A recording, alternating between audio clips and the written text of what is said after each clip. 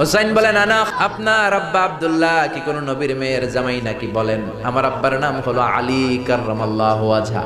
আমার আব্বা হলো শেরে খোদা, দুনিয়ার সব কাফির মুশরিকদের জন্য আল্লাহ আমার আব্বারে বাঘ বানিয়ে পাঠিয়েছে। বিষ্ণু বললেন, তাই তো?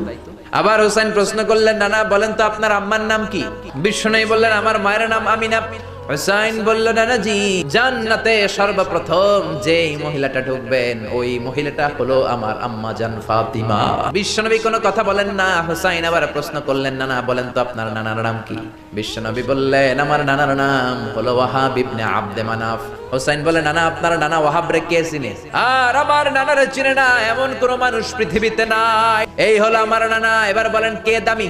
বিশ্বনবী আর ধৈর্য ধারণ করতে পারেন না, ধা ধা করে চোখের পানিগুলো ছেড়ে হোসাইনকে বুকের মধ্যে জড়িয়ে ধরেন আর বলেন, হোসাইন তুমি ঠিকই বলেছ, আসলে আমি নবীর চাইতে তোমার দাম আল্লাহর কাছে